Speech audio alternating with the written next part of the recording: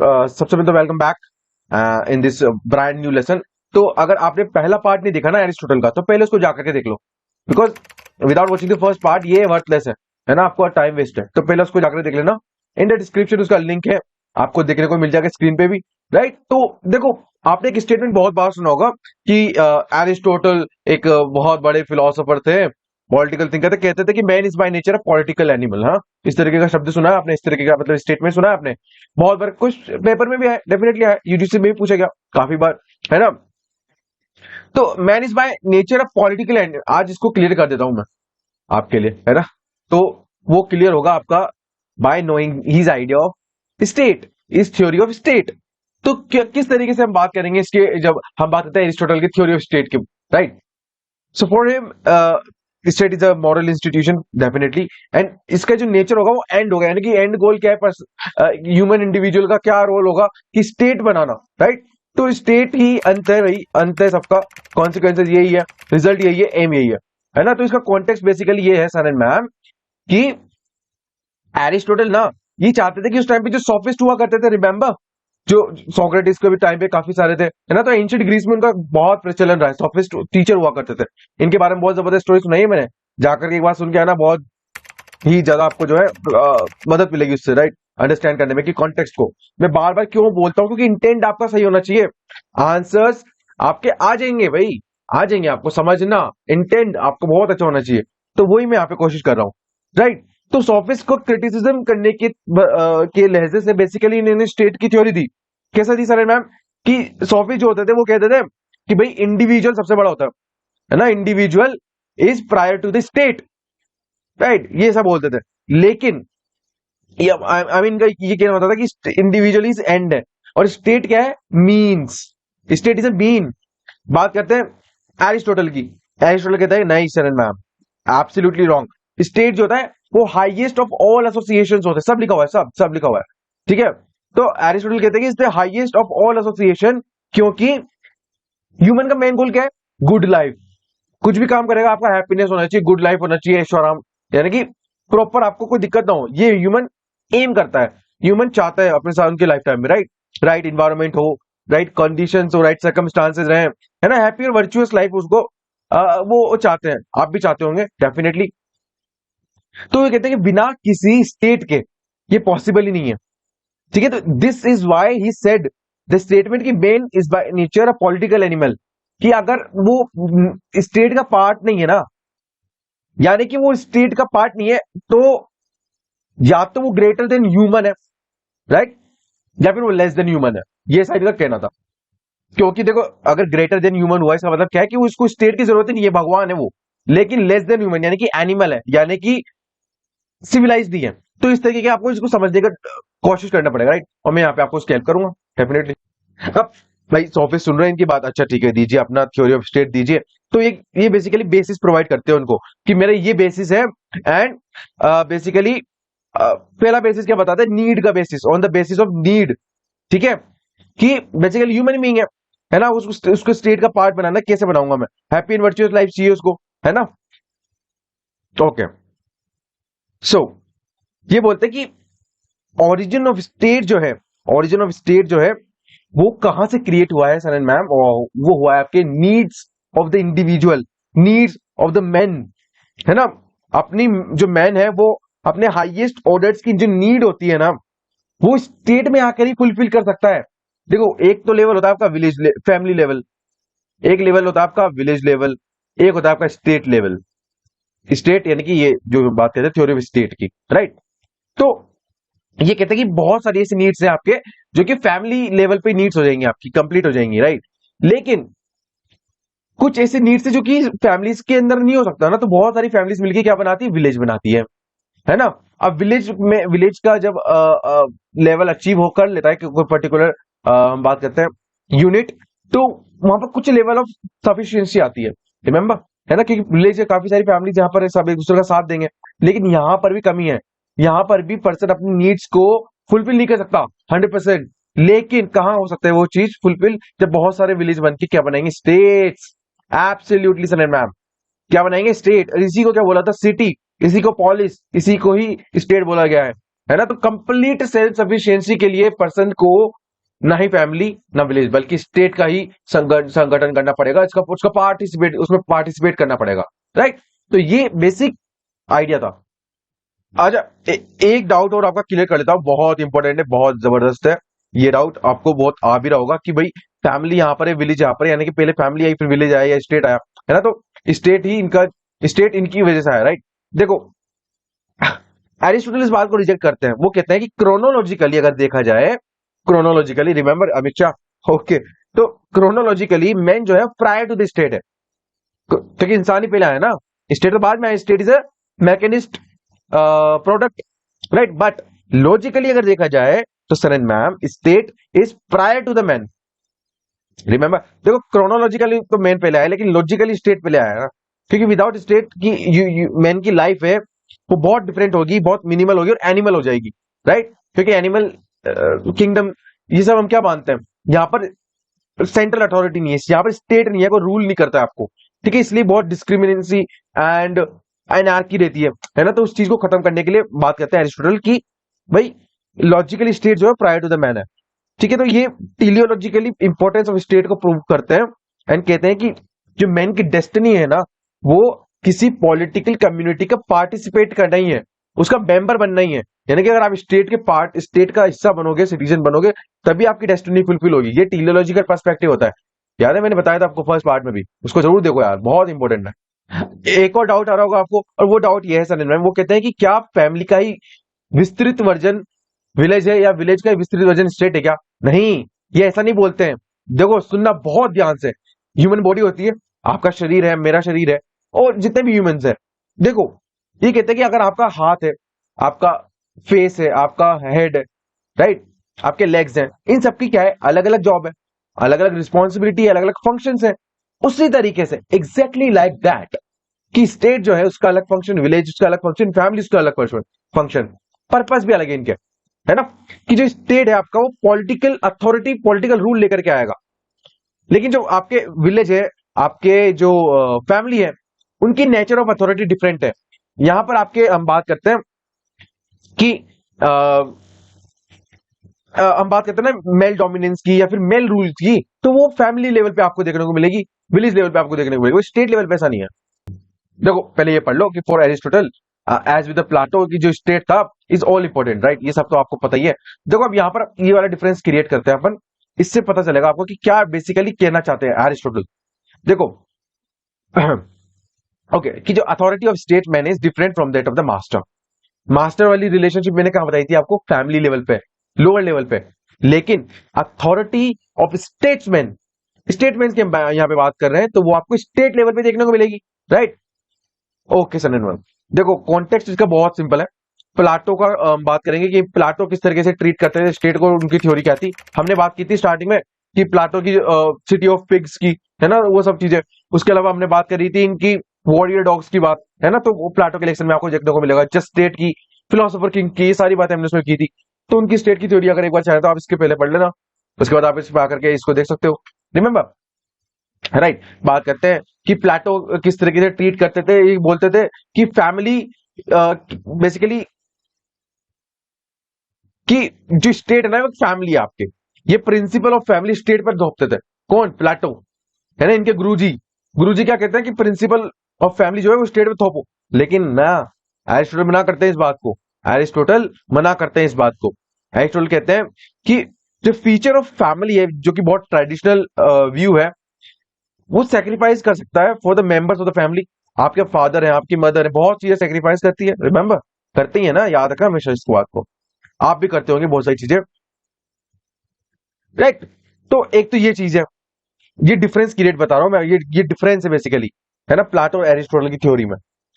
दूसरी, कि जो अथॉरिटी ऑफ हस्बैंड है ना, वो सपोज टू बी एब्सोल्यूट होनी चाहिए इन द फैमिली, राइट, ये बताते हैं एरिस्टोटल, ये डिफरेंस है। जो बात करते हैं किस पर, हस्बैंड की एब्सोल्यूट अथॉरिटी किस पर होनी चाहिए, वाइफ पर, और मास्टर की एब्सोल्यूट अथॉरिटी किस पर होनी चाहिए, स्लेव्स पर, राइट। सो लेकिन जब हम बात करते हैं स्टेट की, तो authority of a statesman can have an absolute power different from the masters absolute power जब देखो ऐसा नहीं है कि मास्टर स्लेव की यहाँ पर जो फंक्शंस होते हैं, वो जो रिलेशनशिप है वो यहाँ पर स्टेट्समैन की भी हो, है ना। यहाँ पर अथॉरिटी ऑफ स्टेट्समैन जो है वो कॉन्स्टिट्यूशनल है, यानी कि इसको एक्ट करना पड़ेगा एज पर द लॉ, ठीक है। ये बात कहते हैं एरिस्टोटल। ओके, सो ये सब जो पॉइंट है आप देख लेना। Plato does not make any difference between the personal political, है ना। प्लाटो स्टेट को as a big family treat करते हैं, राइट। ये सब बातें आप यहाँ पे देख लेना, ये सब पढ़ा चुका हूँ अभी अभी अभी पढ़ा है हमने, ठीक है। एरिस्टोटल देख लो कि ये बोलते हैं कि it's a family of families, the authority of the statesman has to be different from the authority of the father, right. और जो हम बात करते हैं हस्बैंड, और जो हम बात करते हैं मास्टर, तो वो सब है, ठीक है। तो एरिस्टोटल प्रपोजेस पॉलिटी कि ये best practicable form of government है जो कि सिटीजन के द्वारा ही चुनी जाएगी, है ना। उनके डिफरेंट स्टेट्स में इंटरेस्ट में families come together to deliberate and formulate laws, ठीक है। हम बात करेंगे जब सिटीजनशिप की थ्योरी हम इसमें देखेंगे जब, ठीक है।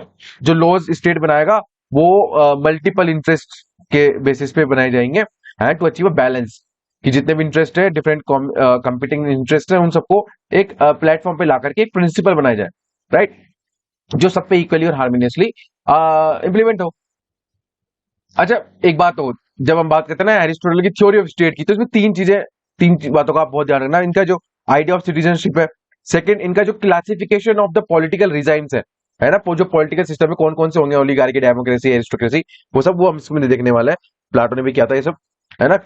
बात करते हैं थर्ड इनका आता है बेस्ट प्रैक्टिकेबल स्टेट, बीपीएस की जब बात करते हैं बेस्ट प्रैक्टिकेबल स्टेट, है ना, पॉलिटिकल सिस्टम कौन सा होगा, तो वो सब हम इसमें देखने वाले हैं। तो ये चीज तीन है वो आपको याद रखनी, सिटीजनशिप, इनके पॉलिटिकल रिजाइम्स, एंड उनका कौन कौन से क्लासिफिकेशन है, एंड बेस्ट प्रैक्टिकेबल कौन सा है आपका, ठीक है। तो ये याद रखना। देखो इनके कुछ प्रिंसिपल्स हैं, वो अगर आपको ये याद रह जाते हैं तो बहुत अच्छी बात है। एरिस्टोटल की थ्योरी आपको हमेशा याद रहेगी, राइट, कि मैन जो है नेचर से पॉलिटिकल एनिमल होता है, and states come into existence for the sake of a good life and continues for the sake of good life, ठीक है। तो एक बात बोलते हैं, देखो इसमें बेसिकली बोला क्या जाता है, बहुत ध्यान समझना, कि पॉलिस की यहाँ पे बात करते हैं, इनका जो प्रैक्टिकल स्टेट आता है कि फुलफिलमेंट होनी चाहिए इकोनॉमिक नीड्स का और मोरल नीड्स का। देयर आर टू थिंग्स, कि नेचुरल कम्युनिटी यही है जहां पर सारी नीड्स, मॉरल और मटेरियल आपकी नीड्स जो है वो कंप्लीट की जाएंगी, फुलफिल की जाएंगी, यानी कि states come into existence so that कि मैन जो है वो अलाइव रहे, it remains in being, and that they live well, ठीक है। तो यहां पर ये बात की गई थी। State is the highest of all associations, है ना। तो जैसे कि मैंने आपको बताया अभी थोड़ी देर पहले, those who can not live in the community is either God और बीस्ट, ठीक है। तो ये बात की गई थी। And state is the union of family and villages, ठीक है। तो यूनियन है ना, डिफरेंट सेपरेट पार्ट नहीं है। अच्छा, यहाँ पर इनके डिस्क्रिप्शन दे रखा है, जितना भी यहाँ पे प्रिंसिपल्स थे वो सारे मैं आपको समझा चुका हूँ ऑलरेडी, ठीक है। कि man is by nature a political animal किस तरीके से है, देखो यहाँ पर लिखा है कि जो मैन है by nature must live in the community because he was a political creature और जून पॉलिटिकन, ओके। अब बहुत से लोगों को यहाँ पे अपना जो है सोशल मीडिया हैंडल मिल गया होगा, है ना, जून पॉलिटिकन, हाउ फुलिश, बहुत लोग लगाते हैं, ठीक है। तो वो जस्ट एक्चुअली प्रिटेंड करते हैं कि they know something about the political science, okay. So yeah, ठीक है। बात करते हैं कि virtues are habits of the souls by which one acts well, okay. And the cities is prior to the individual because individual apart from the city is not self sufficient and therefore उसको part बनना ही पड़ेगा, है ना। तो ये सब बातें मैंने एक्सप्लेन कर दी बहुत डिटेल में, तो जो है रीड लगा लेना, ठीक है। स्टेट जो है हाईएस्ट ऑफ ऑल एसोसिएशन है, बता चुका हूँ। State is a union of families and villages, बता चुका हूँ। State is prior to the individual, बता चुका हूँ, कंप्लीट, है ना। सोफिस्ट वाला पर्सपेक्टिव देखा था हमने, रिमेंबर, अभी थोड़ी देर पहले ही, है ना। बात करते हैं the stale is like a human organism, well it's not stale, it's state, okay okay. बता दो मैंने ह्यूमन बॉडी किस तरीके से काम करती है, वही सब चीजें, है ना। तो वही सब चीजें, है ना। बात करते हैं नेक्स्ट कि एरिस्टोटल के स्टेट जो is the best possible state है, and the best practicable state है, वो क्या है, ये समझ लो। ये मैंने नहीं बताया अभी तक, वो बताता हूँ। बेसिकली ये होगा बहुत, ये होगा which is a small city state जिसकी टेरिटरी कोरस्पॉन्ड करेगी टू द पॉपुलेशन जो इसमें रहेगी, and geographically located near the river and where the good climatic condition exist, ठीक है। तो यहाँ पे बात करते हैं कि जो सुटेबल कंडीशन है डिफरेंट सिस्टम्स की, वो सब इनके बेस्ट प्रैक्टिकेबल स्टेट में लेकर के आएंगे, है ना। Where the rule of law prevails, और जहाँ पे where the authority power is vested in the hands of the rich, या दिस में बी अ कंट्रोवर्शियल, जिसको हम आगे आने वाले टाइम में बात करेंगे। तो एरिस्टोटल का जो बेस्ट प्रैक्टिकेबल स्टेट था अकॉर्डिंग टू द सेबाइन, जो प्लेटो का सेकंड बेस्ट स्टेट था ना, वो ही एरिस्टोटल का बेस्ट स्टेट है, ये कहा गया सेबाइन के द्वारा, ओके। तो ये सब हम यहाँ पे कंप्लीट कर चुके हैं, देख चुके हैं एरिस्टोटल की थ्योरी ऑफ स्टेट को, राइट। अब थोड़ी और बातें जो है नोट कर लो, राइट। अच्छा, थोड़ी सी क्लियरिटी कर देता हूँ। यहाँ पे जब हम बात करते हैं ना कि हैंड्स ऑफ द रिच की यहाँ पे बात है कि उनके हाथ में सत्ता रहेगी, तो उनका मतलब यहाँ पे मिडिल क्लास से है ना। मिडिल क्लास से यहाँ पे मेरा मतलब है कि वर्चुअस क्लास उनका अकॉर्डिंग उनको उसको माना गया है, जो ना ज्यादा बहुत अमीर है ना बहुत ज्यादा गरीब है ना। मिक्स्ड डिजाइन रहेगा इस तरीके से, ये बात करते हैं उस चीज को लेकर के, ठीक है। एंड यही बेस्ट पार्ट है इस डिजाइन का, right. And most important thing ये भी कि जो मिडिल क्लास है कि वो द मोस्ट एलिजिबल है टू रूल। ओके, सो बात करते हैं इनकी एरिस्टोटल की थ्योरी ऑफ कॉन्स्टिट्यूशन की। बट ये समझने के पहले ना एक बात बताना चाहता हूं कि एरिस्टोटल जो थे बहुत एनालिटिकल पर्सन था, बहुत रैशनल बंदा था। इसने इन्होंने बेस्ट पॉलिटिकल सिस्टम देने के पहले काफी सारे एग्जिस्टिंग पॉलिटिकल सिस्टम जो एंशिएंट ग्रीस में थे उनको एनालिसिस किया उनका, राइट। तो इन्होंने कॉन्स्टिट्यूशन बताया 158 ग्रीक सिटी स्टेट्स के, है ना। मैंने बताया था आपको अम्बेडकर साहब ये सब बातें इन द फर्स्ट पार्ट, उसको जाकर के जरूर देखो, बहुत बहुत मजा आएगा, राइट। तो उन्होंने क्या किया, सारे 158 स्टेट्स के सिटी स्टेट्स के कॉन्स्टिट्यूशन को उठाया एंड उसको फिर एनालिसिस किया, क्लासिफिकेशन कर दिया उन स्टेट्स का इन द 6 कैटेगरीज या 6 टाइप्स में। अब वो क्या क्या था, ठीक है। तो उसके पहले ये पढ़ लो, बहुत जरूरी बात बता रहा हूं कि एरिस्टोटल ट्रीट करते थे treats constitution government and state interchangeably. इनकी जो बुक है पॉलिटिक्स उसमें भी। सो विदाउट एनी डाउट इनको ही फादर ऑफ कॉन्स्टिट्यूशनलिज्म बोला जाता है ना। तो यस, उसके बाद बोलते हैं कि पॉलिटी जो है is the best practicable form of government. इसका एनालिसिस करने के बाद इन्होंने ये नतीजा निकाला कि पॉलिटी है जो best practicable form of government है। एंड रूल ऑफ लॉ जो है, law is reason without passion, ठीक है। तो विदाउट एनी पैशन जो लॉ है वो रीजन है। तो एरिस्टोटल की बात करते हैं, ये कहते हैं as compare rule of law with the rule of philosopher king, जैसा कि प्लाटो ने बताया था, and establish the superiority of the rule of law, ठीक है। तो वहां पर कौन सुपीरियर था, फिलोसोफर किंग। वहां पर क्या कहते थे कि कानून से भी ऊपर है भाई फिलोसोफर किंग, लेकिन कॉन्स्टिट्यूशन के ऊपर तो फिर भी नहीं था वो। रिमेंबर, बहुत अच्छे से डिफरेंस बताया था मैंने आपको, philosopher king, rule of the law and constitution के बारे में। तो प्लाटो देखना पड़ेगा आपको, मस्ट है भाई वो, राइट। बात करते हैं yes, the context of Aristotle की जो थ्योरी थी is the criticism of the institution of the philosopher king, है ना, जो कि प्लाटो ने दिया था। And Plato has given the absolute power to the philosopher king, यानी कि प्लाटो के वर्ड्स में अगर हम देखें, फॉर नो लॉ और ordinance is mightier than the knowledge, है ना। तो वो नॉलेज जो जिस बंदे के पास सबसे ज्यादा नॉलेज है वही तो फिलोसोफर किंग बनेगा, वही सब तो रीजन था ना, है ना। तो law is a reason minus passion. तो ये इसी को इसने जस्टिफाई कर दिया यहाँ पर, है ना। तो वो यही सब बातें यहाँ पे लिखी हुई है। तो Aristotle suggest that we should not sacrifice well for the sake of the best because best is unachievable according to the Aristotle। यानी कि जो आपके पास पहले से अवेलेबल है उसी पर काम करो, उसी को अपनाओ, उसी को अच्छा करने की कोशिश करो, है ना। अब बहुत अच्छा आएगा, कुछ बेस्ट आएगा, उसके चक्कर में आप अच्छे को भी खो दोगे, है ना। जैसा कि प्लाटो ने किया, बाद में उसने अच्छा को, बहुत अच्छे को, बेस्ट को भी खो दिया, फिलोसोफर किंग को ही रिजेक्ट करना पड़ा बाद में, राइट। तो एरिस्टोटल क्लासिफाई करते हैं भाई स्टेट्स को based on the 2 principle. And what are these 2 principle, कि पहला तो आता है आपका objective of the governance and second the number of people जो कि उसको रूल करेंगे, ठीक है। तो नंबर ऑफ रूलर और पर्पस ऑफ द रूलर्स, यानी कि ऑब्जेक्टिव क्या है उसका, ठीक है। ओके सर मैम, या फिर आप ऐसे भी कह सकते हैं कि बेसिकली इन्होंने डिवाइड कर दिया जो डिफरेंट पॉलिटिकल सिस्टम था कि who rules and in whose interest, ठीक है। तो वो सब बातें हम इसमें डिस्कस करेंगे, ओके। तो ये बेसिकली ओवरऑल क्लासिफिकेशन है इनका, राइट, इनके बेसिक फॉर्म ऑफ गवर्नमेंट्स का, कि अगर एक रूलर होगा तो उसको मोनार्की बोला जाएगा, है ना। अगर फ्यू रूलर्स होंगे तो उनको एरिस्टोक्रेसी बोला जाएगा, एंड मेनी रूलर्स होंगे तो उसको डायरेक्ट डेमोक्रेसी बोला जाएगा, राइट। तो ये नॉर्मल है, ये basically in the interest of the people है। लेकिन सेल्फ इंटरेस्ट में जब ये चीजें हो जाएंगी, ये जब सेल्फ इंटरेस्ट में हो जाएंगी चीजें, तो वन रूलर के द्वारा जो रूल किया गया वो टायरनी हो जाएगा, मोनार्की से वो टायरनी हो जाएगा सर मैम, है ना। फ्यू रूलर्स फिर वो अगर सेल्फ इंटरेस्ट में काम करने लग गए तो एरिस्टोक्रेसी क्या बन जाएगी, ओलिगार्की बन जाएगी, जिसको प्लूटोक्रेसी बोलते हैं, है ना। अगर फिर हम बात करते हैं डेमोक्रेसी सेल्फ इंटरेस्ट में काम करने लग जाए तो वो एनार्की हो जाएगी सर मैम। तो ये बात यहाँ पे की गई थी, यानी कि कॉमन इंटरेस्ट की यहाँ पर हम बात करते हैं ये सब है, राइट। एंड सेल्फ इंटरेस्ट की बात करते हैं तो यहाँ पर ये सब है, ओके। अब प्लाटो प्लाटो नहीं, एरिस्टोटल कहते हैं कि जो पॉलिटी है बेसिकली, ये जो पॉलिटी इसमें हमने बात करी,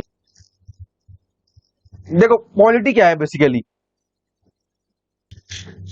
पॉलिटी बेसिकली एक मिडिल सिचुएशन है, पॉलिटी एक मिडिल सिचुएशन है, बेस्ट प्रैक्टिकेबल स्टेट है अकॉर्डिंग टू द एरिस्टोटल, जहां पर ना तो टू मच वेल्थ है, ना ही टू मच आपके, ना टू लिटिल वेल्थ है ना। ये वर्चुअस क्लास है, कौन सी, मिडिल क्लास, जो पॉलिटी को रूल करेगी, यानी कि ये रूल ऑफ द मैनी है, जो कि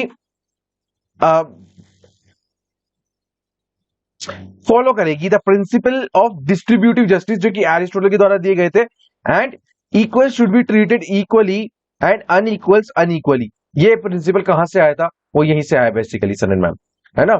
तो अब ये आपको कब समझ में आएगा, जब हम बात करेंगे ना इनकी कि क्यों रिजेक्ट किया, बाकी ओलिगार्की को क्यों रिजेक्ट किया, डेमोक्रेसी को क्यों रिजेक्ट किया, तो वो सब अब बातें अभी करने वाले हैं, है ना। देखो लेकिन इसके पहले क्रिटिसिज्म सुन लो कि जो एरिस्टोटल का ये जो क्लासिफिकेशन था वो बहुत आउटडेटेड था, राइट, एंड जो एग्जिस्टिंग सिस्टम थे उस पर ये अप्लाई नहीं हो सकता। बाकी बात करते हैं what he calls the classification of state, in fact classification of government है ये, है ना, जो कि एंशिएंट ग्रीक्स में थी, तो he confuses the state with the government, ऐसा कहा गया बाय द कंटेम्परेरी थिंकर्स ने। तो अब बात करेंगे इसे क्यों रिजेक्ट किया, तो ये सब देख लो, ये पढ़ लेना आप, लेकिन मैं बोल रहा हूं उसको बहुत ध्यान सुनो कि मोनार्की या फिर एरिस्टोक्रेसी को क्यों रिजेक्ट करते हैं। ये बोलते हैं कि दोनों प्रैक्टिकल नहीं है। सबसे पहले तो अगर मोनार्की होगी तो यहाँ पर अपनी यानी कि आपको किंग चुनना पड़ेगा, है ना, वही फिलोसोफर किंग वाली बात आ गई। तो हम ऐसा कोई किंग फाइंड ही नहीं कर सकते जो बहुत वर्चुअस पर्सन हो, है ना, पहली बात तो ये की। दूसरी बात की गई, इफ देयर इज वन, अगर ऐसा मिल भी गया ना तो वो इक्वल टू द गॉड होगा, राइट। तो अगर कोई एक पर्सन अगर सर्वा है, पूरी समाज को देख रहा है, पूरी सिस्टम को देख रहा है, तो पीपल्स को कहां चांस मिला to participate in the politics, to participate in the administration, उनको अपनी रैशनैलिटी एक्सरसाइज करने का मौका ही नहीं मिला, है ना। तो ये डिसअपॉइंटमेंट बताते हैं यहाँ पर एरिस्टोटल अपना टू दी, हम बात करते हैं मोनार्की को लेकर के, ठीक है। तो मोनार्की को रिजेक्ट कर देते हैं बहुत अच्छे तरीके से, है ना। एरिस्टोक्रेसी की बात करें तो एरिस्टोक्रेसी के लिए भी बोलते हैं वो, ये भी प्रैक्टिकल नहीं है, क्योंकि एरिस्टोटल मानते हैं कि एरिस्टोक्रेसी जो है उसमें भी मोस्ट वर्चुअस को ही रूल करना पड़ेगा, है ना, यानी कि कुछ लोग होंगे, एक रूल किंग नहीं होगा, काफी सारे, मतलब कुछ लोग होंगे जो कि वर्चुअस होंगे, वर्चुअस लाइफ जीते हैं, वर्चुअस तरीके से वो रूल करेंगे। अब यहां पर एक सिमिलैरिटी है किसमें, एरिस्टोटल में और प्लेटो में। प्लेटो की तरह ही एरिस्टोटल भी मानते हैं कि रूलिंग जो है वो एक आर्ट है, इसको सिखाई जा सकती है ना, जो उसमें एक्सपर्ट है, और जो उनमें एक्सपर्ट है, जिनमें स्किल्स है ना, उन्हीं को रूल भी करना चाहिए, ये कहते हैं एरिस्टोटल, इनका मानना था, राइट। ये कहते हैं कि अगर, लेकिन एक डर यहाँ पे वो था एरिस्टोक्रेसी में कि भाई अगर ये पावर करप्ट होगी ना, तो जितना भी ग्रुप ऑफ पीपल है वो सब तबाह हो जाएगा, खत्म हो जाएगा, राइट। वो ओलिगार्की में वो कंप्लीट हो जाएगी, सॉरी कन्वर्ट हो जाएगी, तो इसको भी वो क्या करते हैं, रिजेक्ट करते हैं। बात करते हैं ओलिगार्की की।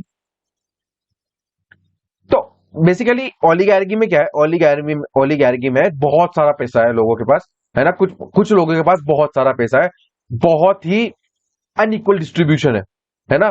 तो फीलिंग ऑफ कंटेम्प्ट भी यहां पर रहेगी लोगों के अंदर। ओके, अब आपने तीन चीज की बात करी, एरिस्टोक्रेसी, उसके अलावा ओलिगार्की, है ना, और एक हम बात करेंगे अभी डेमोक्रेसी की। तो इसमें बेसिकली रिलेशनशिप जो है वो पॉलिटिकल रिलेशनशिप नहीं है, मास्टर स्लेव्स का रिलेशनशिप है, जहां पर हम बात करते हैं ना डोमिनेंस और एक्सप्लॉइटेशन की, तो वो वाला रिलेशनशिप है। इसलिए ही ये एरिस्टोक्रेसी को भी रिजेक्ट करते हैं, ओलिगार्की को भी रिजेक्ट करते हैं, सब लिखा हुआ है यहाँ पे, इसको पढ़ सकते हो आप, वो ये जो मैंने बोला है ना। ओके, तो ये बोलते हैं कि डेमोक्रेसी, अब देखो डेमोक्रेसी को किस तरीके से करेंगे, ये कहेंगे कि यहाँ पर बहुत कम पैसा रहेगा, टू लिटिल वेल्थ रहेगी, और यहाँ पे जलन की फीलिंग रहती है लोगों के अंदर, है ना, कि भाई एक पर्टिकुलर क्लास या सेक्शन के पीपल यहाँ पे क्यों रूल कर रहे हैं, हम तो ज्यादा है ना इन नंबर है, ठीक है। तो ये डिमांड करेंगे पावर की, उधर से ओलिगार्की वाले बोलेंगे कि हमारे पास ज्यादा पैसा है तो हाँ हमें ज्यादा पावर दी जाए, है ना। तो इस तरीके से तो यहाँ पर कॉन्फ्लिक्ट होगा बहुत जबरदस्त तरीके से, बहुत जबरदस्त तरीके से कॉन्फ्लिक्ट होगा। तो जब मान लीजिए अगर ओलिगार्की के पास पावर आ जाती है, तो वो इन डेमोक्रेसी वालों को, डेमोक्रेट्स को एक्सप्लॉइट करेंगे, सप्रेस करेंगे। जब डेमोक्रेसी वालों के पास पावर आएगी तो वो ओलिगार्क्स को क्या कर देंगे, सप्रेस कर देंगे। तो ये बहुत अनस्टेबल सिचुएशन क्रिएट हो जाएगी, और स्टेट जो आइडियल स्टेट्स का सपना एरिस्टोटल देख रहे हैं, most practical best practicable state की, तो वो धरा का धरा रह जाएगा, राइट। तो ये एरिस्टोटल का सपना था। तो इस तरीके के कॉन्स्टेंट कॉन्फ्लिक्ट ना हो, रेवोल्यूशंस ना हो, तो एरिस्टोटल ये चाहते नहीं थे बिल्कुल भी, है ना। तो वर्चुअस क्लास इन्होंने यहाँ पे फाइंड की, वो होती है आपकी मिडिल क्लास, है ना, और ये बेस्ट सूटेड थी फॉर द रूल। तो इन्होंने पॉलिटी का कॉन्सेप्ट निकाला है गोल्डन मीन के प्रोसेस के थ्रू। ठीक है, ना तो बहुत ज्यादा वेल्थ होगी, ना बहुत कम वेल्थ होगी, ना आपके पास कंटेम्प्ट की फीलिंग रहेगी, ना एनवी की फीलिंग रहेगी। तो ये सिर्फ और सिर्फ एक ही कर सकता है, वो है आपका पॉलिटी, है ना। मिडिल क्लास के अंदर जो पॉलिटी है, अब ये जो पॉलिटी है ना, बेसिकली अब इस पॉलिटी के अंदर ये बेस्ट प्रैक्टिकेबल रिजाइम है, ये मिक्स रिजाइम है, जैसे कि हमने बताया था, ऊपर बताया था मैंने, बेस्ट प्रैक्टिकेबल है। ये मिक्सचर है ओलिगार्की और डेमोक्रेसी का, and middle class virtuous class है, इसलिए उसको ही इसका क्या माना जाएगा, यस, दी द बेनिफैक्टर, है ना, एंड द रूल। अच्छा, जब बात आती है ना सिटीजनशिप की, स्टेट का पार्ट है, तो बहुत स्ट्रिक्ट है भाई एरिस्टोटल, बहुत ही स्ट्रिक्ट बंदा है। अगर ये आपके सिटीजनशिप के, अगर होम मिनिस्ट्री में जाए ये, तो जबरदस्त होम मिनिस्टर बने भाई। तो देखो ये कहता है कि Aristotle define state as a collective body of citizens and is not determined by the residence. देखो इसका मतलब क्या है कि अगर आप रह रहे हो ना, इसका मतलब अगर आप सिर्फ रह रहे हो तो इसका मतलब ये नहीं कि आप सिटीजन हो जाओगे वहां पे। जैसे कि इंडिया में, अगर आप इंडिया में रहते हो तो आप इसके सिटीजन ऑटोमेटिकली, बट ऐसा नहीं है ना, एरिस्टोटल की स्टेट में ऐसा नहीं है सर मैम। ये कहते हैं कि एक्टिव सिटीजनशिप ही होना चाहिए, हमेशा एक्टिव सिटीजनशिप का एस्पेक्ट यहां पर लेकर के चलेंगे, एंड ओनली जो परफॉर्म करेंगे their duties towards the state, उन्हीं को सिटीजन माना जाएगा। यानी कि अगर आपने बेसिकली काम किया स्टेट के लिए, कुछ कंट्रीब्यूट किया, तभी आप सिटीजन हो। अगर नहीं किया तो आपकी रद्द भी कर देंगे भाई, भगा देंगे आपको यहाँ से। अच्छा, ये जब ये बातें बोलते हैं ना कि ये हमारा सिटीजन रहेगा या ये हमारा सिटीजन नहीं रहेगा, तो ये फंक्शनल आइडिया है, ये फंक्शनल आइडिया ऑफ स्टेट अगर हम बात करें तो वो एरिस्टोटल की देन है। ठीक है, तो ये कहते हैं it is a cohesive citizen body where everybody would know one another intimately, right. ये कहते हैं कि एक गुड सिटीजन क्या होगा, someone who could live in harmony with the constitution and had sufficient leisure time to perform the responsibility of the citizen, right. Okay, बात करते हैं good citizen possesses moral goodness, he pleaded for proper education for citizen controlled by the state। Remember Plato का education system कितना wide था, है ना। यहाँ पे एरिस्टोटल की बात कर रहे हैं, तो स्टेट के द्वारा प्रोवाइड की गई एजुकेशन की वो सपोर्ट कर। अच्छा, अकॉर्डिंग टू द एरिस्टोटल कौन सिटीजन रहेगा, तो person who participated in the administration of justice legislation as a member of deliberative assembly is citizen. यानी कि उस टाइम पे देखो एडल्ट ग्रीक मेल होते थे जिनके पास प्रॉपर्टी होती थी, वो सिटीजन होते थे सिर्फ। यानी कि देखो यहाँ पर दूसरे, who possesses the capacity to rule and be ruled at the same time, position of leisure, position of property, ये मेन इनका क्राइटेरिया रहता था। ठीक है, based on the hereditary sorry, है ना। तो ये सब चीजें वहां पर रहेंगे, ये जिनके पास है, जो कि कौन कौन के पास रहता था, adult Greek male. Remember adult Greek males के पास ही ये जो क्राइटेरिया था वो फुलफिल होता था हमेशा। ठीक है, तो अब इन्होंने किस किस को एक्सक्लूड कर दिया इनके आइडिया ऑफ सिटीजनशिप से, किस किस को एक्सक्लूड कर दिया। सबसे पहले इन्होंने एक्सक्लूड किया विमेन्स को। Yes, according to the Aristotle, women जो है वो इंटेलेक्चुअली इंफीरियर होती है to the man, so even she can not be the citizen. ठीक है, and they can not participate in the states functions, है ना। तो इसलिए women are not the eligible to become a citizen. ठीक है, तो ये बात उनके द्वारा की गई। रिमेंबर, बात करते हैं सेकंड इसकी की जो स्लेव्स, यस स्लेव्स, स्लेव जो होते हैं वो मेंटली अनफिट होते हैं। ये एलियंस होते हैं, रेजिडेंट एलियंस, फॉरेनर्स, लेबरर्स और मैकेनिक्स, है ना। तो ये मेंटली अनफिट है रूल करने के लिए, इसलिए ये भी आपके सिटीजनशिप होने के, सिटीजन बनने के लायक नहीं है ना। Children and old people can also not be the citizen. Why? क्योंकि देखो चिल्ड्रन तो जो होते हैं वो इमेच्योर होते हैं, है ना। एंड दूसरी तरफ जो ओल्ड पर्सन होते हैं उनमें लैक ऑफ थॉट्स होती है, और ओल्ड एज के आ जाने की वजह से उनके मेंटल हेल्थ जो है काफी वीक हो जाती है, जो कि एक हेल्दी स्टेट के लिए, हेल्दी सिटीजन होने के नाते यहाँ पर रिक्वायरमेंट है। अच्छा, ये एक पॉइंट यहाँ पर रह गया था, इसको बहुत ध्यान समझो, बहुत इंपॉर्टेंट है ये, कि जब हम बात करते हैं ना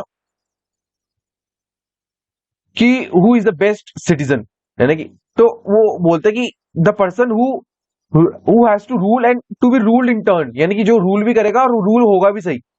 ठीक है, तो यानी कि बारी बारी से यहाँ पे सब रूल करेंगे, जो भी लायक है, जो भी एलिजिबल है टू बिकम द सिटीजन, है ना। तो वो सब इसके अंदर बात कर, तो वो सिटीजन जिनके अंदर एबिलिटी टू रूल है and to be ruled in turn है, वो सिटीजन बनेंगे।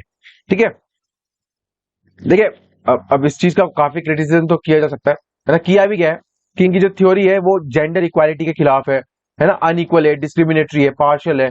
लेकिन आपको एक चीज और अप्रिशिएट करनी पड़ेगी, वो इनका एक्टिव सिटीजनशिप का factor, very very important, very very crucial. आज कितना इसको हम मोटिवेट करते हैं, आज इसको बहुत अप्रिशिएट किया जाता है ना। तो सिमिलर व्यूज होते हैं, हैव बीन एक्सप्रेस, जैसे कि हाना अरेंट है, उन्होंने भी यहाँ पे सिविक अफेयर्स में पार्टिसिपेशन की बात की थी, बहुत एडवोकेट किया था उन्होंने। हाना अरेंट, उनका भी लेक्सन एक मैंने बहुत पहले बनाया था, बायोग्राफिकल स्केच है उनका, एक बार जाकर के उनको देख लो, ठीक है, फॉर द बेटर अंडरस्टैंडिंग। वो लेसन आपके आने वाला है इन द फ्यू डेज, जिसमें हाना अरेंट के सारे थॉट्स करेंगे, लेकिन उसके पहले निकोलो मैकियावेली, कार्ल मार्क्स, है ना, ये सब उसके अंदर कंप्लीट करते हुए चलेंगे। तो क्रोनोलॉजिकली हम यहाँ पे चल रहे हैं। तो बात करते हैं क्रिटिसिज्म की, जब हम बात करेंगे तो इनकी थ्योरी ऑफ स्टेट की, सिटीजनशिप की, तो इसमें कहते हैं कि it encourages the class rule and neglect the welfare of the society, जो कि करेक्ट दिखता भी है। It against the organic nature of the state, है ना, एंड ये एक्सक्लूड करता है वुमेन को, चिल्ड्रन को, यानी कि मोर देन 70 to 80% को तो इन्होंने एक्सक्लूड कर दिया। बात करते हैं it will reduce the feeling of disinterest among the non-citizen in the affairs of the state, whereas they represent majority class in the state। ठीक है, मैंने वही कहा आपसे कि बहुत इनजस्टिस करते हैं with the non lizard classes, and it is against the modern nation notion of citizenship. अभी तो अप्लाई कर ही नहीं सकते हो आप इनको बिल्कुल भी, राइट। आप गुड सिटीजन कौन है, गुड मैन कौन है, तो वही सब इसके अंदर दे रखा है, वो मैंने आपको पहले एक्सप्लेन कर दिया है ना, तो उसको आप एक बार देख लेना। एंड बात करते हैं कि एरिस्टोटल की जो थ्योरी ऑफ स्टेट है उसका क्रिटिसिज्म क्या है, तो टोटलिटेरियन कैरेक्टर इसका देखा जाए तो, है ना, तो राइट, ओके, यानी कि भाई सत्ता जो स्टेट है वो सबसे ऊपर है, इससे ऊपर कोई कुछ नहीं है, ठीक है। एसोसिएशंस और communities have no separate importance और पोजीशंस, ठीक है, तो वो याद रखना है यहाँ पर, ठीक है, तो ओके। इसका मतलब ये है कि बेसिकली अगर कोई और इंस्टीट्यूशन आता है स्टेट्स के अंदर ही, तो उसको इतना इंपॉर्टेंस दिया नहीं जाएगा, उसको पोजीशन उतना हेल्ड रखने को दे, बेसिकली परमिशेबल ही नहीं होगा। तो ये एंटी डेमोक्रेटिक है। आज के जमाने में ऐसा नहीं होता है। आज के जमाने में आपको जितना एनजीओ बनाने, जितनी जर्नलिज्म करनी आप कर सकते हो, वो सब इंस्टीट्यूशन ही है, एसोसिएशन ही है। वो अब एरिस्टोटल उसको रिकॉग्नाइज नहीं करते हैं, ये ऐसा कहता है इनके बारे में। तो ये क्रिटिसिज्म है, स्टेट और polis is not the greatest manifestation of the supreme good, ठीक है, तो यहाँ पर इसको भी ये, and in spite of this criticism something need to be said in support of this concept. और वो क्या था कि according to Aristotle state is not a product of any contract, जैसे कि आने वाले टाइम में हम पढ़ेंगे थॉमस हॉब्स, है ना, John Locke, Jean Jacob Rousseau, इन सब के बारे में कॉन्ट्रेक्चुअलिस्ट है ना, तो इनके बारे में आने वाले टाइम में पढ़ेंगे, ठीक है। तो नेचुरल इंस्टीट्यूशन है ना, इवोल्यूशन हुआ है मेंस कॉन्शियसनेस के साथ, इंटेलिजेंस के साथ, तो ये सब चीजें हैं। तो ये इवोल्यूशनरी थ्योरी ऑफ स्टेट कौन लेकर के आया, एरिस्टोटल, ठीक है। तो साइंटिफिक थ्योरी है, फैमिली कम्युनिटी स्टेट, ये परफेक्टली नेचुरल, ये सब बातें इसके अंदर की गई थी। बात करेंगे थ्योरी ऑफ जस्टिस की। अच्छा, बात करते हैं इनके थ्योरी ऑफ जस्टिस की, तो इनका एक बहुत पॉपुलर स्टेटमेंट है जो कि एग्जाम परस्पेक्टिव से बहुत ज्यादा इंपॉर्टेंट है, एंड वो है आपका कि ये कहते हैं कि when perfected man is the best of the animals, जितने भी एनिमल्स हैं उनमें बेस्ट है भाई, लेकिन जब इनको सेपरेट कर देंगे लॉ से, जस्टिस से, he is the worst of all, सबसे खराब जानवर है ये, ठीक है। इसको ऐसा माना गया है, जो कि हम देख भी चुके हैं अपने आसपास, काफी ये सब देखने को मिलता है। अच्छा, ये कहते हैं कि अकॉर्डिंग टू हिम जस्टिस जो है एक वर्च्यू है, कंप्लीट वर्च्यू, ठीक है। So and the embodiment of all goodness, it is not the same thing as virtue, but it is virtue, virtue in action, इसको बोला गया। अच्छा, इनकी जो थ्योरी ऑफ जस्टिस हमको देखने को मिलती है, उसमें दो मेजर जस्टिस के पार्ट देखने को मिलते हैं, यूनिवर्सल और पर्टिकुलर जस्टिस, एंड आपके commutative justice and distributive justice की हम बात करने वाले हैं आने वाले टाइम में, ठीक है। तो निकोमैकियन एथिक्स बात की थी हमने, इनके फादर का नाम भी था, इनके बेटे का नाम भी था, ठीक है। तो निकोमैकियन एथिक्स इनके बेटे के नाम पर लिखी गई है, जो कि उनके बेटे ने कंप्लीट की थी, है ना, उसी के अंदर एक्सप्लेन है। तो ये कहते हैं कि quality of doing what is right and avoiding what is wrong, तो ये जस्टिस है। तो प्रिंसिपल ऑफ मेरिट्स की इसके अंदर बात की गई है, इक्वालिटी का जो प्रिंसिपल है ना, तो इक्वालिटी का जो थ्योरी है वो भी इससे इंटरलिंक्ड है जस्टिस से, याद रखना कि theory of justice is linked with the theory of equality, very very important. तो ये कहते हैं कि justice deals with one relation with other and it must be distributed proportionally, ठीक है। तो प्रोपोर्शनेटली जब ये डिस्ट्रीब्यूट होगा तभी जस्टिस को असली मायने में जस्टिस का मीन बेसिकली आएगा, है ना।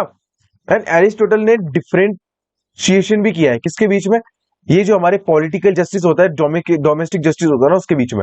ये कहते हैं कि पॉलिटिकल जस्टिस वो होता है जो कि लॉस पे बात करता है, कॉन्स्टिट्यूशन पे बात करता है, लेकिन डोमेस्टिक जस्टिस वो होता है जो कि रिस्पेक्ट, ये वर्च्यू बेस्ड होता है, रिस्पेक्ट पे, मोरलिटी, एथिक्स, इन पे बात करता है, तो ये डोमेस्टिक जस्टिस होता है। तो ये बहुत छोटा डिफरेंस था, ठीक है। यहाँ पर ये सब मेंशन है, वर्च्यू इन प्रैक्टिस क्या है ना। तो वो सब चीजें बात करते हैं कि इनका डिस्ट्रीब्यूटिव जस्टिस का कॉन्सेप्ट क्या है। तो यहाँ पर डिस्ट्रीब्यूटिव जस्टिस की जब हम बात करते हैं तो वो ये है, सर हमने याद है पॉलिटी पढ़ा था कि बेस्ट प्रैक्टिकेबल स्टेट क्या है, उसमें डिस्ट्रीब्यूटिव जस्टिस की बात की थी। वही है भाई, वही है, ठीक है। पॉलिसी मेकिंग का जब भी मैं नाम लूंगा आपके दिमाग में सबसे पहले आना चाहिए डिस्ट्रीब्यूटिव जस्टिस। पॉलिसी मेकिंग यानी कि इक्वालिटी ऑफ अपॉर्चुनिटी किस तरीके से आप दोगे, ठीक है। तो मेरिट बेस्ड होता है ये। दूसरी तरफ ऑन दी अदर हैंड होता है आपका रेक्टिफिकेटरी जस्टिस, है ना। तो रेक्टिफिकेटरी जस्टिस आपको होता है ये रहा, रिमेडियल और करेक्टिव जस्टिस। ये रेक्टिफिकेटरी आपका, ये आपका जुडिशरी बेस्ड होता है, जुडिशरी बेस्ड होता है ना। एंड एरिस्टोटल ने क्या किया इसको, इट प्रपोजेस ए क्राइटेरिया कि प्रोपोर्शनेट जस्टिस होना चाहिए for both the distributive justice और रेक्टिफिकेटरी, यानी कि दोनों का ही हिस्सा उठा लो भैया, आप दोनों के ही उठा लो आप प्रोपोर्शनेटली। तो आपका एक हम बात करेंगे न्यू फॉर्म ऑफ जस्टिस निकल के आएगा। एंड जो बेसिकली अच्छा काम करेगा उसको रिवॉर्ड मिलेगा अकॉर्डिंग टू हिज मेरिट, ठीक है। एंड रॉन्ग डूअर्स को क्या मिलेगा, पनिशमेंट मिलेगी definitely according to the basis and क्या उसने गुनाह। अच्छा, एक रोज करके फिलोसोफर थे, उन्होंने बेसिकली एक बात की थी कि एरिस्टोटल अपने टू सेंसेस ऑफ वर्ड को बात करते कि by just we may mean what is lawful and what is fair और इक्वल। तो यहाँ पर बेसिकली क्या हो रहा है कि यूनिवर्सल कॉन्सेप्ट बता रहे हैं जस्टिसनेस, जस्ट कि ये एक लॉफुल थिंग है ना। जस्ट क्या है, ऐसा कंडक्ट है जो कि लॉ के अग्रीमेंट में काम करता है। रिमेंबर, जस्ट वो है जो कि लॉ के अग्रीमेंट में काम करता है। तो नेक्स्ट क्वेश्चन आता है तो फिर लॉ क्या है, what is lawful and what is lawless.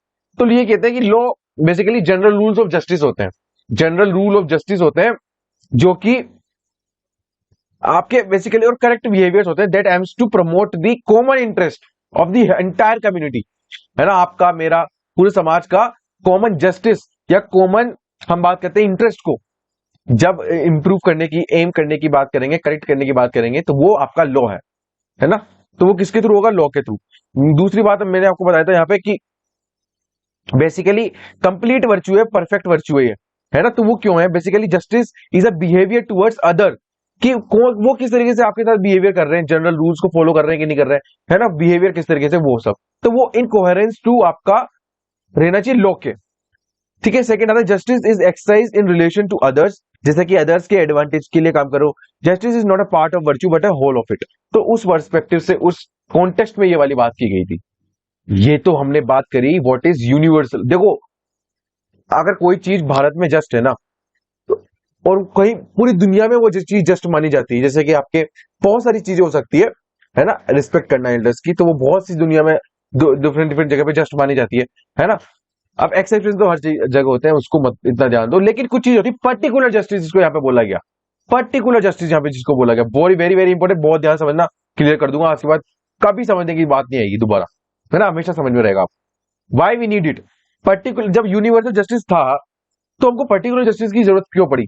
देखो, कभी कभी ना ऐसा होता है कि दुनिया में जितनी भी चीजें हो रही है वो यूनिवर्सल जस्टिस की कैटेगरी में नहीं आ सकती है। It is not at all possible कि कोई जनरल नॉर्मेटिव फ्रेमवर्क रहा हो लॉ का वो सब जगह एक्सेप्टेबल है ना, ऐसा तो है नहीं ना। So there might be some acts, कुछ एक्ट्स ऐसे हैं जो कि रिगार्डलेस ऑफ द लॉ, अगर वो लॉ में लीगल है, लॉफुल है कि नहीं है, लेकिन वो बेसिकली जस्ट है, तो उन पर्टिकुलर जस्टिसेस को बेसिकली एक्सेप्ट करने के लिए, रिकॉग्नाइज करने के लिए पर्टिकुलर जस्टिस का कॉन्सेप्ट आया, ठीक है। अब इन कॉम्प्लेक्सिटीज ऑफ लाइफ जब हम बात करते हैं, बहुत सारी चीजें होती हैं डिसीजन मेकिंग में, पर्टिकुलर एस्पेक्ट्स में, किसी पर्टिकुलर टाइप ऑफ इंसिडेंट में, है ना, तब हमको वो डिसीजंस लेने पड़ते हैं। पर्टिकुलर जस्टिस उस टाइम पे काम आता है आपका। So it is therefore a part of a complete goodness in its one aspect, and a person seeking particular justice is one who observes law but does not demand from the society more than what he deserve, ठीक है। तो ये particular justice का थोड़ा सा aspect मैंने यहाँ पे क्लियर करने की कोशिश की है, समझ में आया तो बहुत अच्छी बात है, नहीं आया तो डिस्क्रिप्शन में क्या बात करते हैं हम, कमेंट से पूछ लीजिए आप, है ना। तो particular justice is of two types, distributive and corrective, है ना, जिस तरीके से हमने बात की थी, अभी हम यहाँ पे डिस्कस करेंगे थोड़ा बहुत, और ठीक है, उसके बाद इसको हम जो है विराम देंगे। तो बेसिकली अब बात करते हैं, अगर डिस्ट्रीब्यूटिव जस्टिस की बात करेंगे तो ये एग्जिबिट करता है आपका distribution of honour, distribution of property, wealth, benefit, burden, opportunities और पॉलिटिकल पावर, है ना। तो ये डिस्ट्रीब्यूटिव जस्टिस यानी कि equal should get equal and unequal should get unequal thing, है ना। तो ये बात करता है डिस्ट्रीब्यूटिव जस्टिस की, प्रोपोर्शनैलिटी पे काम करते हैं, है ना। Okay, on the other hand बात करते हैं करेक्टिव की। करेक्टिव यानी कि रेक्टिफिकेटरी और कम्यूटेटिव, जिसकी हमने बात की थी, ये कम्यूटेटिव है ना। तो ये वो सेम है। तो बात करते हैं इसमें, ये कहते हैं ये this type of justice basically require करता है आपका कि बेसिकली फोकस करता है कि इंडिविजुअल का एक्ट क्या है अगेंस्ट कोई भी अदर पर्सन के खिलाफ, तो उसका बेसिकली किस पर्सपेक्टिव से, उसका बेसिस क्या रहा, ये डीप में बात करते हैं भाई, बहुत डीप में जाते हैं, उसका करेक्टिव देखते हैं, उसका उसका उसका उसका रेक्टिफिकेशन देखते हैं, है ना। राइट। दूसरी बात बोलते हैं कि it is unjust to treat equals unequally and it is equally unjust to treat unequals equally. मैंने बात की थी डिस्ट्रीब्यूटिव जस्टिस की, तो वही बात कहते हैं। तो according to the Aristotle, justice demands that a person who are equal possesses equal merit और टू बी ट्रीटेड इक्वली। तो ये सब यहाँ पर उसी को जस्टिफिकेशन घुमा घुमा के वही बातें बोल रहे हैं, जैसा कि हमने इसको एक्सप्लेन कर दिया है ऑलरेडी। तो Aristotle does not support absolute equality, बिल्कुल भी नहीं करते हैं। वो बेसिकली मेरिट बेसिस पे बात करते हैं कि अगर कि हमने मेरिट का क्राइटेरिया सेट कर दिया जस्टिस के लिए, है ना, तो वो सोल क्राइटेरिया नहीं है भैया आपको जस्टिस पाने का। जैसा कि प्लाटो या फिर उसके पहले जितने भी थिंकर्स रहे उनके बात में कहा गया है, फिर जितने भी सिटी स्टेट्स थे उनमें इस तरीके का सिस्टम चला करता था, है ना। तो बहुत इनजस्टिस होता है किसी भी स्टेट में जहां पर masters and treat, it will be injustice if the state treats masters and slaves equally. Aristotle was the supporter of the meritocratic society. ठीक है यार, देखो ये बोलता है ओवरऑल कि मेरिट सिंगल बेसिस नहीं हो सकता, लेकिन मोस्ट इंपोर्टेंट बेसिस तो है ना। तो मेरिटोक्रेटिक यानी कि आप ज्यादा अच्छा अगर आप हो, आप इंटेलिजेंट है नेचुरली, है ना, तो आपको बेसिकली उसका सपोर्ट, उसका फायदा मिलना चाहिए। तो ये बात करते हैं वो, ठीक है। तो according to the John Rawls, justice is fairness. John Rawls की बात करेंगे, इन डिटेल बात करेंगे, है ना, बहुत जल्दी। अगर आपका सपोर्ट रहना तो सबके सब लेक्चर जो है आपके बहुत जल्दी आने लगेंगे, ठीक है। इंडियन कॉन्स्टिट्यूशन में बात की गई थी कॉन्सेप्ट ऑफ फेयरनेस है ना, लेवल प्लेइंग फील्ड अगर है नहीं तो merit alone can not be the criteria of the justice, ठीक है। तो यहाँ पर ये बात करते हैं। अच्छा, थ्योरी ऑफ स्लेवरी बेसिकली सुन लो, बहुत अचंबा होगा आपको सुन के, बहुत चौंक जाओगे आप ये बात सुन के, लेकिन यस देखो बहुत सिंपल है। स्लेवरी उस टाइम पे क्या था कि बहुत नॉर्मल था ग्रीस में, है ना। तो बहुत नेचुरल इंस्टीट्यूशन इसको माना जाता था। फंक्शनलिस्ट आर्ग्यूमेंट, मैंने कहा ना फंक्शनलिस्ट थ्योरी थी इनकी।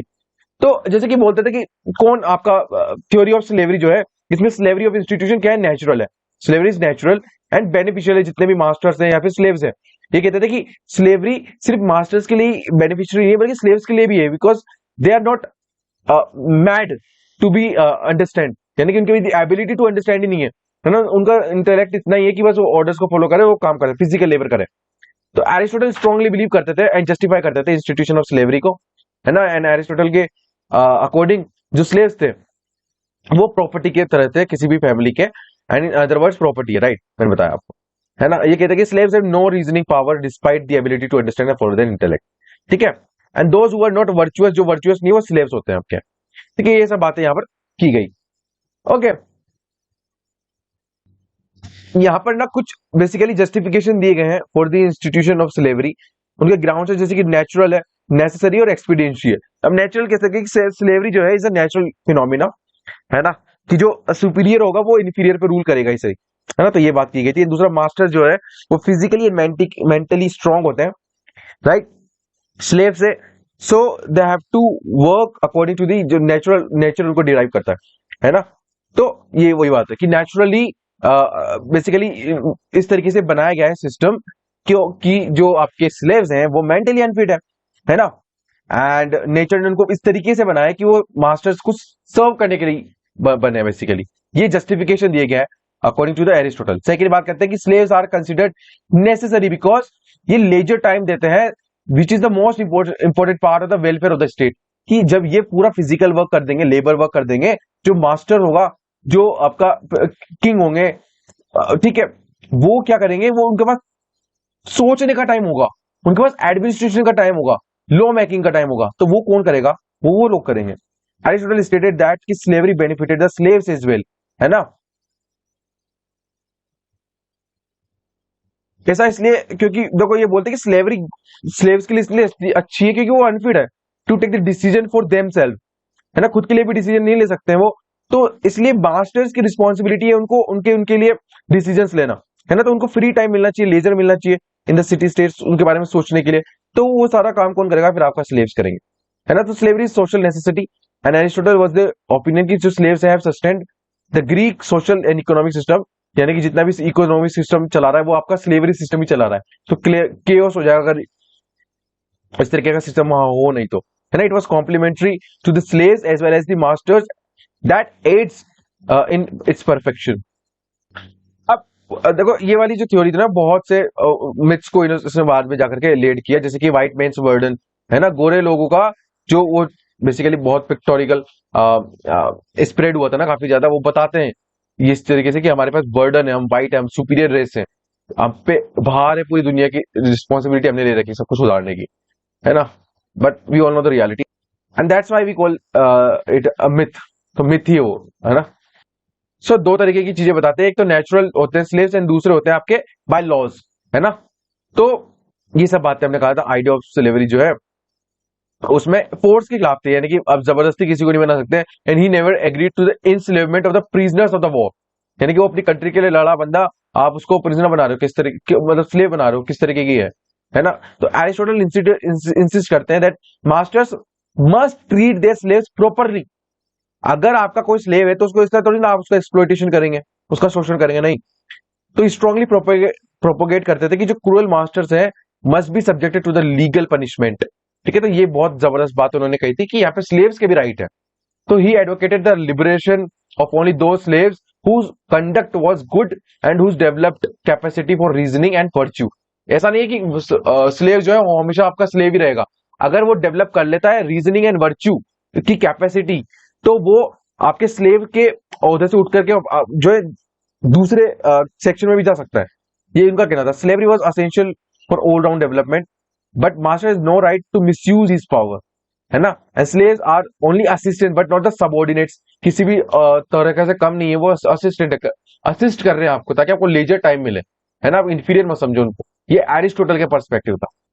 अब इसका क्रिटिसिज्म तो बहुत बड़ी बहुत सारे फिलोसोफर्स ने किया है कि हिस्टोरिकल ओरिजिन ऑफ स्लेवरी उसको जस्टिफाई किया, है ना। उसको फिलोसॉफिकल रैशनलाइजेशन भी दिया गया, है ना। और भी बहुत सारी चीजें थी, उनको किस तरीके से प्रीजुडिशियल है, राइट, एंड बहुत सारे प्री कॉन्सेप्ट नोशन है ना, जो कि आज के टाइम पे वैलिड नहीं है। ये सब उनके बारे में की गई। नेक्स्ट बात करेंगे एरिस्टोटल की थ्योरी ऑफ रेवोल्यूशन की, है ना, एंड क्या क्या कॉजेज एंड मेथड्स हो सकते हैं टू प्रिवेंट द रेवोल्यूशन। तो काफी सारे चेंजेस इसके अंदर वो करते हैं, कॉन्स्टिट्यूशन के अंदर भी करते हैं, सिस्टम में भी करते हैं, है ना। तो बेसिकली बहुत डिटेल में इन्होंने इसकी बात की है। सो ये बोलते हैं कि रेवोल्यूशन जो होता है वो डायरेक्ट भी हो सकता है और इनडायरेक्ट भी हो सकता है ना। तो पर्टिकुलर इंस्टीट्यूशन को किस तरीके से इफेक्ट करता है वो सब उसके बारे में इन्होंने यहाँ पर आइडिया दिया था। तो वो हम यहाँ पे देख रहे हैं। मैंने आपको पहले ही बताया था in the beginning of the lesson first part में कि बहुत रेडिकल चेंजेस नहीं चाहते थे एरिस्टोटल, ये बहुत ग्रेजुअल चेंजेस चाहते थे। ये कहते थे कि अगर any type of change which is violent और आइदर पीसफुल, वो चेंज रेवोल्यूशन ही कहलाएगा, है ना। जरूरी नहीं है उसमें वायलेंट ही वो वायलेंट ही हो। तो आपको पता है कि 158 कॉन्स्टिट्यूशन पढ़ चुका है बंदा, है ना, उसके पहले के टाइम के जितने भी है। तो ये बिलीव करते थे कि most common cause of revolution जो है वो है feeling of inequality, right, feeling of real apparent, ये सब। And he considers political stability as a virtue, कि पॉलिटिकल स्टेबिलिटी को मेंटेन रखना वर्च्यू है भाई, बहुत बड़ा गुण है ये। तो हम बात करते हैं, ये बहुत ही कंजर्वेटिव अप्रोच मानी जाती है हालांकि, है ना, कि वो चेंज नहीं होना चाहिए समाज में, कोई भी सिस्टम में चेंज नहीं होगा, है ना। तो ये क्या बोल रहे हैं ओवरऑल कि stability over what, reform, stability होना चाहिए ओवर रिफॉर्म। तो ये इस थ्योरी में हमको देखने को मिलेगा, राइट। इसके साथ इन्होंने कॉजेस को भी अब बताया कि कौन कौन से कॉजेस हो सकते हैं रेवोल्यूशन को लाने के। तो डिफरेंट फॉर्म ऑफ गवर्नमेंट में इन्होंने बताया कि जनरल कॉज ऑफ रेवोल्यूशन जो है वो या तो करप्शन होगा, है ना, अमंग द रूलिंग क्लास, और दूसरा हो सकता है too much influx of the foreigners, यानी कि लोगों का बाहर से आना, वो भी रेवोल्यूशन का कॉज बन सकता है। थर्ड है पोलराइजेशन, राइट, यहां पर देखो पोलराइजेशन भी किया जा सकता है, right. And he is the first one जो जिसने एप्लीकेशन ऑफ इंडक्टिव अप्रोच को यहां पर अपनाया था, राइट, प्राइमरली। ओके, तो हम यहाँ पे बात करते हैं कि इनकी book fifth of the politics, उसके अंदर काफी सारी चीजें, उसके अंदर पॉलिटिकल इंस्टेबिलिटी की कॉजेस की बात की थी, रिवोल्यूशंस की बात की थी, है ना। ओके सर मैम, उनको प्रिवेंट भी किस तरीके से किया जाए वो सब यहाँ पर बात यहाँ पर की गई। तो Aristotle meaning of revolution, one में से रेवोल्यूशन इंप्लाइज की change in set of rulers, change in political nature, palace revolution है ना, पॉलिटिकल इनस्टेबिलिटी अगर होती है, ट्रांसफॉर्मेशन होता है, change for by the violence, destruction and bloodshed. तो ये सब रेवोल्यूशन की कैटेगरी में आते हैं। तो कॉजेस मैंने आपको बताया कि केयरलेसनेस, जो करप्शन होते हैं वो सब चीजें, over reach of the high headedness of the ruling classes, inequalities in income and wealth, ये सब rivalry classes, sudden influx of the foreigners है ना, स्मॉल चेंजेस जो उनको निग्लेक्ट किया जाता है बाय द रूलिंग क्लासेस है ना, change inevitable and people have liking for change. तो ये सब चीजें बात करते हैं हम, रेवोल्यूशन के कॉजेज हो सकते हैं है ना। तो रिजाइम स्पेसिफिक चेंजेस, जैसे मोनार्की है ना, तो उसमें जेलेसी होती है, family problems, family politics, quarrels है ना। ओलिगार्की में क्या हो सकता है कि poor will conspiring against the rich and rich will be neglecting the poor. Democracy में क्या हो सकता है कि पीपल विल इलेक्ट डेमोगोगिक लीडर। तो डेमोक्रेसी जब खराब हो जाती है ना तो डेमोगोगिक लीडर से बनते हैं है ना। हिटलर की हम जब बात करते हैं वो सब यहीं से आती है, वो टायरनी जो है वो फाइनली टायरनी बन जाती है, ठीक है। तो ये प्रोसेस है। सोल्यूशन, जैसे अब सोल्यूशन इन्होंने क्या दिया, इन्होंने कहा कि सबसे पहले कॉजेस को ट्रीट करो। व्हाट आर द कॉजेस, अभी अभी मैंने बताया आपको, करप्शन हुआ, ये सब चीजें है ना। ही गिव सम एडिशनल सॉल्यूशन, जैसे कि आपके कल्टीवेट करो spirit of obedience of the law को मानने वालों को आपको ट्रीट करो अच्छे से, एजुकेट करो सिटीजन्स को, मासेस को अबाउट द सिविक वर्च्यू, इनक्यूलकेट करो उसके अंदर उनके अंदर patriotism, moderate exercise of power, इसको लेकर के आना जाना बहुत जरूरी है। एंड एरिस्टोटल को स्टेटस क्विस्ट इसलिए माना जाता है क्योंकि एरिस्टोटल के जो व्यूज हैं रेवोल्यूशन को लेकर के, चेंजेस को लेकर के, वो चाहते नहीं इस तरीके का कोई भी चीज हो, तो इसलिए इनको स्टेटस क्विस्ट की उपाधि यहाँ पर दी गई, ठीक है। Okay sir ma'am. अच्छा, अब तो बहुत लास्ट में आ चुके हैं, बस चैप्टर खत्म ही होने वाला है। Theory of property and ownership की हम यहाँ पे बात कर लेते हैं। अब इसका कॉन्टेक्स्ट क्या है बेसिकली, ये बेसिकली हम बात करते हैं क्रिटिसाइज करने के लिए लेकर के आए थे, जो प्लेटो का communism of wives, communism of property था ना, उसको क्रिटिसाइज करने के लिए लाए। मैं कह रहा हूं ये उसके अपोजिट नहीं है, लेकिन उसको क्रिटिसाइज थोड़ा बहुत इन्होंने किया है, बहुत क्लोज है उसके। अब कितने प्रैग्मेटिक अप्रोच इसके अंदर आपको देखने को मिलेगी इनकी प्रॉपर्टी की थ्योरी में, कि जैसे कि accumulation of wealth, accumulation of property ultimately lead किसको करेगी, रेवोल्यूशन को। अभी मैंने बताया ना ऊपर आपको, yes. Okay, so personal property पे तो इतना ध्यान देते नहीं थे, उसको इतना एम्फेसिस करते नहीं थे, और एक्यूमुलेटेड प्रॉपर्टी को भी, उसको भी सपोर्ट नहीं करते थे। ये पब्लिक यूटिलिटीज की बात करते थे, पब्लिक यूटिलिटीज की है ना। तो वही है सब है। तो यस, वो सब मैंने आपको बता दिया कि property is a general term for rules governing access to and control of land and other material resources. तो ये उसी की डेफिनेशन है ये। An institution of property is good for the individual and for the society, it gives individual encouragement to work and donate to the social growth. तो यहाँ पर इसकी चीज की बात करें, मैं कह रहा सोशल यूटिलिटी पर्सन के एक्यूमुलेशन से बेहतर है आप उसको सोसाइटी के काम में लगा दो। Having property is the basis of self respect, यहाँ पे बात करते हैं pleasure, self love, it can be used for the improvement of the society. ये कहते हैं कि प्रॉपर्टी जो है एक टाइम टेस्टेड इंस्टीट्यूशन है, जो कि बात करता है आपके बहुत एजेस से चलती हुई आ रही है ना। प्रॉपर्टी मोटिवेशन देगा, सेंस ऑफ अचीवमेंट देगा किसी पर्सन को, है ना। स्कोप ऑफ चैरिटी लेकर के आएगा, ये बहुत इसेंशियल है। अब इनकी जो थ्योरी ऑफ गोल्डन मीन हमने समझी थी, उसी को इसके अंदर ये लेकर के आते हैं। तभी तो मैंने कहा ना बहुत प्रैग्मेटिक है बंदा, समझो इसको बहुत ध्यान से, कि ये बोलते हैं कि ज्यादा भी नहीं होना चाहिए, कम भी नहीं होनी चाहिए किसी भी तरीके से। तो इन्होंने एक तरीके से किसका फाउंडेशन यहाँ पे रख दिया, वेलफेयर स्टेट का। यस, वेलफेयर स्टेट की यहाँ पे इन्होंने नींव रख दी थी भाई, ठीक है। यहाँ पर देखो, इनकी कहते हैं कि जेनरसिटी, लिबर्टी, हॉस्पिटैलिटी, राइचियसनेस की फीलिंग इससे आएगी, है ना। प्राइवेट प्रॉपर्टी को support in the improvement of the virtues, जैसे कि स्किल्स ऑफ मैनेजमेंट, विजिलेंस, इसी के में करते थे, है ना। एक्यूमुलेशन में बिलीव नहीं करते थे, राइट। ओके, बात करते हैं it is natural character of a man to have property, any effort to abolish the property shall result in the disharmony, यानी कि छीनो मत आप उनसे, है ना। जैसे कि प्लाटो ने communism of wives, communism of property में करा था। अच्छा, उसके अलावा एरिस्टोटल ने ना बहुत अच्छा एक्सप्लेनेशन दिया है प्रॉपर्टी को लेकर के, तीन मेथड्स दिए हैं कि किस तरीके से होल्ड करना चाहिए और यूज करना चाहिए प्राइवेट प्रॉपर्टी को। प्राइवेट प्रॉपर्टी की यहाँ पे बात कर रहे हैं, तो इसमें कहते हैं कि या तो पहला तो है आपका कुछ पीपल है वो ओन कर रहे हैं एंड ये पूरी कम्युनिटी के द्वारा इसको इस्तेमाल किया जा रहा है, राइट। दूसरा कि जो यूज ऑफ प्रॉपर्टी है, राइट, एंड उसकी कॉमन ओनरशिप है, यानी कि वो किसी कोई ओन नहीं करता लेकिन सब ओन करते हैं उसको, है ना, वो सब भी यूज करते हैं उसको। बाद में बात करते हैं कि कॉमन ओनरशिप है लेकिन उसका यूज प्राइवेटली होता है, उसका यूज जो है प्रॉपर्टी का प्राइवेट यूज होता है। तो ये 3 तरीके की बातें की थी। अब यहां से क्वेश्चन आएगा आपका, यहां से क्वेश्चन आएगा आपका कि भाई बताओ कितने तरीके की यहाँ पे प्रॉपर्टी बताई गई है। तो 2 तरीके की प्रॉपर्टी इन्होंने यहाँ पे डिवाइड की, पहले आपकी एनिमेट, सेकंड दूसरी इनएनिमेट। एनिमेट में क्या आता है आपका, जैसे कि स्लेव्स हुए, एनिमेट डिवाइसेज है ना। दूसरा प्रॉपर्टीज वो होती है, दूसरी इनएनिमेट में आती है, ठीक है। तो ये कहते हैं वो सारी प्रॉपर्टीज जो कि हेल्प करती है to be person to remain healthy and to leading a good and healthy life. He did not favour the disproportionate amount of property, है ना। ही हजर्टेड दैट कि it acquires sufficient wealth to lead a good life. इतनी कमाई कर लो कि बस आपका जो है एक अच्छी लाइफ जी सको, ठीक है। He also asserted about the 2 different methods of the wealth. पहला आपका natural, second unnatural. Natural wealth क्या है, नेचुरल मेथड्स ऑफ द, जैसे कि आपके कैटल राइजिंग, एग्रीकल्चर, हंटिंग, ये सब नेचुरल है ना।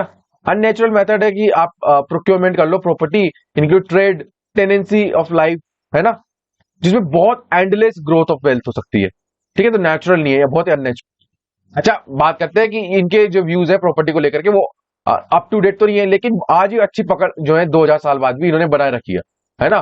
तो जस्टिफिकेशन जो इनके द्वारा दिया गया है ना, कि बेसिकली आप होल्ड तो करें लेकिन उसको वेलफेयर स्टेट की कैटेगरी में यहां पर हम देखते हैं, राइट। आज उसके पर्सपेक्टिव में इसको लेकर के प्राइवेट प्रॉपर्टी का क्या रोल रहेगा, तो कंप्लीट फिलोसॉफिकल और लॉजिकल पर्सपेक्टिव से अगर देखा जाए तो उस लेवल पे ये आपको जस्टिफाई करता है, राइट। तो sir and ma'am complete, yes absolutely, पूरा प्लेटो कंप्लीट, एरिस्टोटल कंप्लीट हो चुका है, आपका कंफ्यूशियस कंप्लीट हो चुका है ना। तो ये सब जो है सोक्रेटिस कंप्लीट हो चुका है। वो प्लीज जो है आप जाकर देखो, ये क्वेश्चन है आपके लिए, आप चाहे तो उसको लिख सकते हैं फॉर द पीएसआई और ऑप्शनल वाले, है ना। और जो यूजीसी नेट वाले हैं उनके लिए तो कवर करा ही चुका हूं मैं आपको, ठीक है, सब कुछ। तो ये question basically central to the Aristotle political thought in his classification of the different types of political constitution in the politics, evaluate. तो डिफरेंट टाइप्स ऑफ जो पॉलिटिकल कॉन्स्टिट्यूशन हमने डिस्कस किए थे उनको इवेल्युएट करना है आपको यहाँ पे, ठीक है। तो मुझे बताना कैसा लगा आपको चैप्टर। अगर अच्छा लगा ना तो do like, do share and do subscribe IAS marathon. बहुत मेहनत लग रही है, बहुत ज्यादा, ठीक है, इसलिए थोड़ी इंटेंसिटी कम है, यहाँ पे स्लो है ना। अगर हम जो है ऐसे ही कुछ भी लेकर के आ जाऊंगा आपके लिए तो काफी कुछ जो है आपका डेली 1 या 2 लेसन लेकर के आ सकता हूँ, लेकिन आज मैं चाहता हूँ क्वालिटी प्रोवाइड करना, है ना, क्वांटिटी के बदले, ठीक है। तो क्वांटिटी भी आ जाएगी, सपोर्ट करते चलो आप, है ना, शेयर करते चलो जितना भी हो सके, ठीक है। तो मिलते हैं अगले समय, जब तक stay tuned and have a nice day. You can recommend कि अगला चैप्टर आपको किसके बारे में चाहिए, कौन सा पॉलिटिकल थिंकर आपको पढ़ना है बेसिकली, ठीक है। तो stay tuned and have a nice day again.